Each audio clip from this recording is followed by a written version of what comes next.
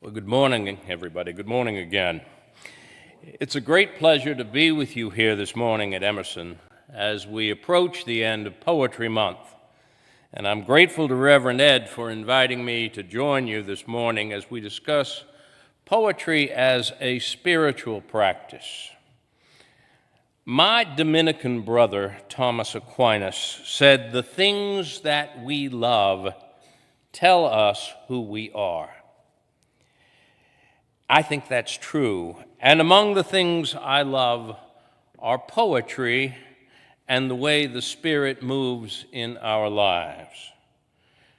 Well, I also love biscuits, but Reverend Ed told me not to mention that, and so I will limit my remarks to poetry and spirituality. But I hope you might conclude when we're done this morning that maybe poetry and our spiritual lives are not such different things. The relationship between our poetry and our spirituality almost certainly predates our written word. And our earliest poetry was probably spoken or sung somewhere around 2,000 years ago, before the Common Era. Some Sumerian poet wrote the Epic of Gilgamesh. They were trying to understand death and our longing for immortality, the power of friendship to change our lives, the need for balance and order, love, and the role that the gods played in our lives.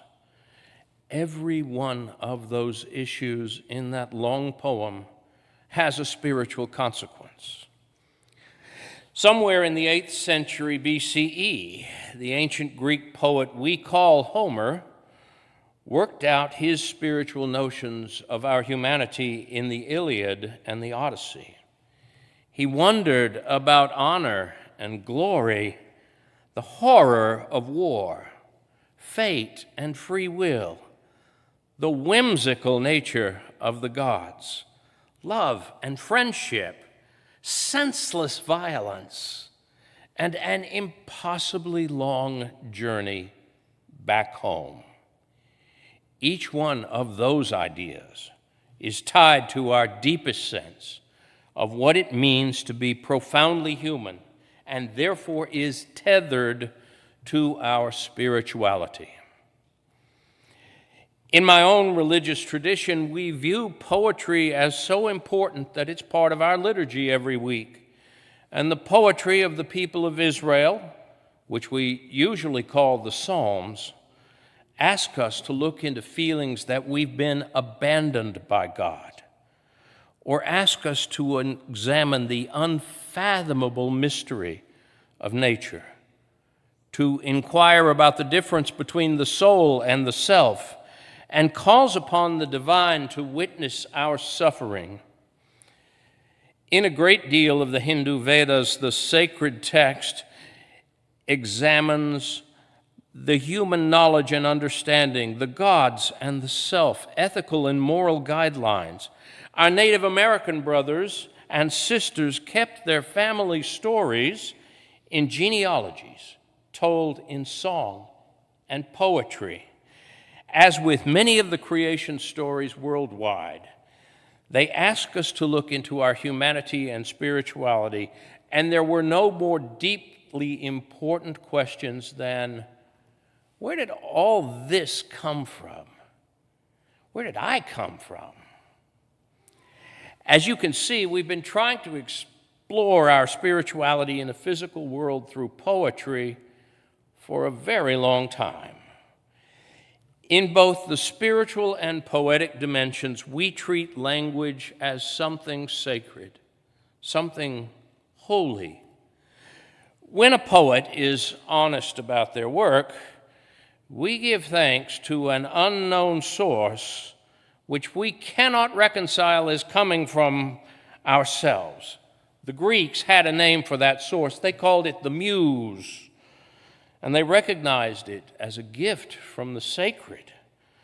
One could just as easily call it spirit. As the poet Wallace Stevens said in The Idea of Order at Key West, whose spirit is this? We said, because we knew it was the Spirit we sought and knew that we should ask this as often as she sang. Then, as we beheld her striding there alone, knew that there never was a word for her except the one she sang, and singing she made. We treat language as sacred and holy in the spiritual world. In my tradition, God speaks the world into existence. But in his fabulous work, The Silmarillion, Tolkien offered a myth in which God sings the world into existence. Don't tell anybody, but I think I like that story better. We should talk about the distinction between prose and poetry as different ways of understanding the world. In prose, we try to write clearly so that the reader can understand. We want to convey information in a very direct way. So in prose, if I were trying to explain grief, I might talk about the stages of grief or the psychological consequences, or how one might expect grief to affect our mood and our behavior. Poetry is different. Poetry is indirect, and while it still seeks understanding, it looks into something more deeply personal. A friend recently asked me, and I'll omit the profanity, why poetry has to be so confusing, so ambiguous. I answered him, quoting Edward Albee, sometimes you have to go a long way out of your way to come back a short distance correctly. And so the poet might write about grief, as W.H. Auden did, saying he was my north, my south, my east, my west, my working week and my Sunday rest, my noon, my midnight, my talk, my song. I thought love would last forever. I was wrong.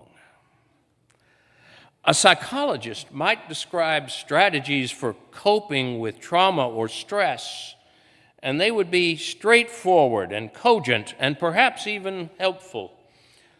But the poet would explain, when I find myself in times of trouble, Mother Mary comes to me. She is speaking words of wisdom. Let it be. And in my hour of darkness, she is standing right in front of me, speaking words of wisdom. Let it be. Among the most powerful tools of the poet are metaphor and simile, the use of one thing to represent another. To borrow from the poet Emily Dickinson, our poetic language seeks to tell all the truth, but tell it slant. Poetry realizes that some moments, perhaps our most profound moments, require a bit of indirection to get to their humanity. So by way of example, many of us know the story of Ulysses and the Odyssey, the story of his long return home from the Battle of Troy. Now the prose version, the Cliff Note version, is that it took him 10 years to get home, and so long that his wife thought he had abandoned her, and she didn't even recognize him when he got home. But the poet says, not any of those moments. No, not those, but the moment he stands face to face with only her and takes off the last of his armor, and she comes to him and touches his shoulder. History is what happens when we step outside of the myths and see the real mess standing before us. Love is what happens after that. Poetry and our spiritual life have another common point of intersection, a vital and compelling need to look for the truth. Now, religion and truth have sometimes had a toxic relationship. I grew up in West Texas and regularly saw biblical bumper stickers proclaiming biblical truth. God said it, I believe it, and that ends it. That's not what I mean. When I talk about the search for spiritual truth, I mean something closer to my favorite theologian, Abraham Joshua Heschel, who said that the spiritual life is not clinging to a shrine, but an endless pilgrimage of the heart. Like the life of the Spirit, poetry is also an endless journey of the heart. Or as Archbishop Romero, the martyr of El Salvador, noted, there are many things that can be seen only through eyes that have cried. In other words, truth has very little to do with smug self-certainty. The search for spiritual truth and poetic truth always, and I mean always, requires us to look through the lens of compassion. Of poetry's commitment to the truth, I can best turn to a song by Bruce Cockburn called Maybe the Poet, in which he wrote about the poet that he may be the voice of spirit, in which case you'd better hear it. Maybe he's a woman who can touch you where you're human.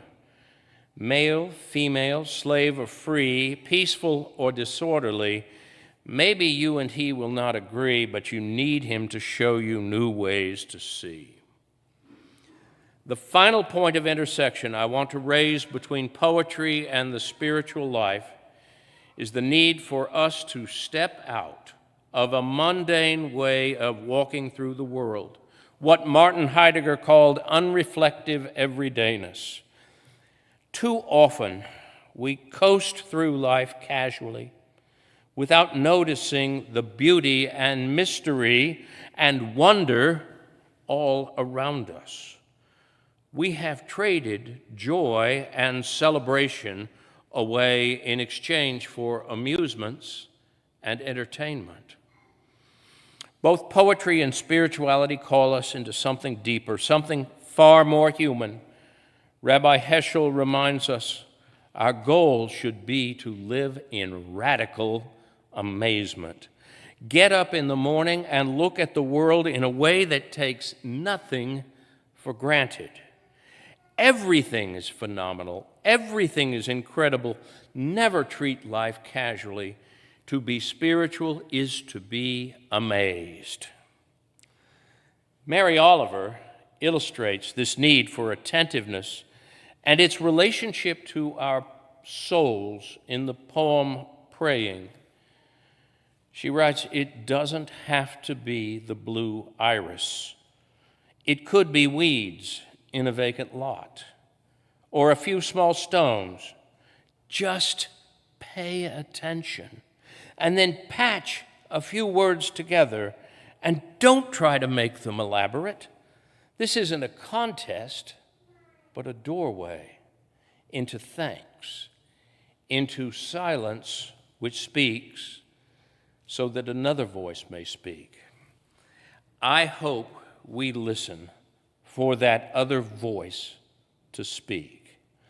Poetry and spirituality call to us to listen, to pay attention, to be amazed at the mystery we have been invited into. I hope we can be daring and brave and reach for something wonderful, because we are standing on the edge of mystery, on the horizon of the infinite.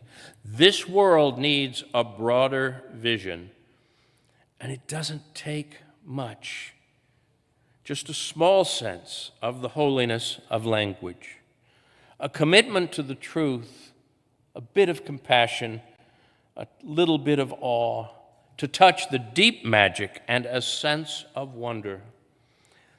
That stuff is infectious.